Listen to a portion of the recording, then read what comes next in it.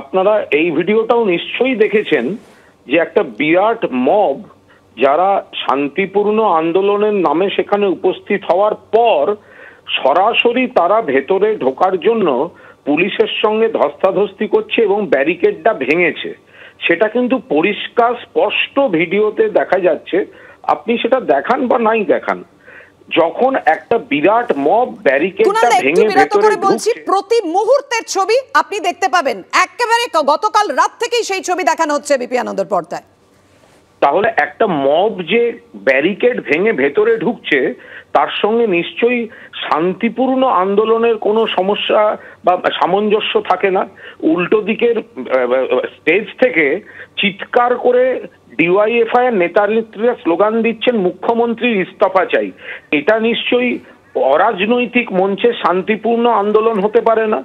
এই উত্তেজনার সময় গেট ভেঙে ব্যারিকেড ভেঙে যখন ভেতরে একটা মব ঢুকলো, সেখানে কোন দুষ্কৃতীরা ভাঙচুর করেছে আমরা এক বাক্যে তার নিন্দা করে বলেছি পুলিশ রাজনীতির রং না দেখে, সেটা তৃণমূল হোক, বিজেপি হোক, সিপিএম হোক, অন্য কেউ হোক, নিশ্চিতভাবে তাদের আইডেন্টিফাই করুন এবং ধরুন। কলকাতা পুলিশ ছবি দিয়ে দিয়ে সোশ্যাল মিডিয়ায় ছেড়েছে। একটু বিরত করছি প্লিজ।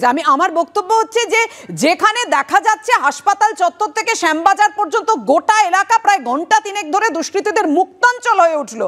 হাসপাতালের এমার্জেন্সি, এসডিইউ, ইএনটি বিভাগ, নার্সিং স্টাফ, মেডিসিন স্টোর কোনো কিছু ছাড়লো না দুষ্কৃতীরা। পুলিশ সামনে দাঁড়িয়ে, নার্সিং স্টাফরা বলছেন পুলিশকে লুকোতে হয়েছে, বাথরুমে পর্যন্ত পুলিশকে লুকোতে হয়েছে, লিফটে উঠে গেছে পুলিশ প্রাণ বাঁচাতে ভয়।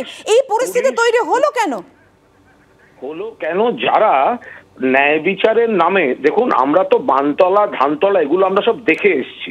এখন একটা কুৎসিত ঘটনা ঘটেছে, মানুষের আবেগ আছে, সেটাকে রাজনীতিতে ব্যবহার করে উত্তেজিত স্লোগান যখন তার ঠিক উল্টো দিকে ডিওয়াইএফ থেকে দেয়া হচ্ছিল, এক দফা দাবি মুখ্যমন্ত্রীর পদত্যাগ চাই। বানতলা ধানতলার সময় মুখ্যমন্ত্রীরা সিপিএম এর পদত্যাগ করেছিল? তারা লোককে উস্কানি দিয়েছে, ঠেলে দিয়েছে গেটের দিকে।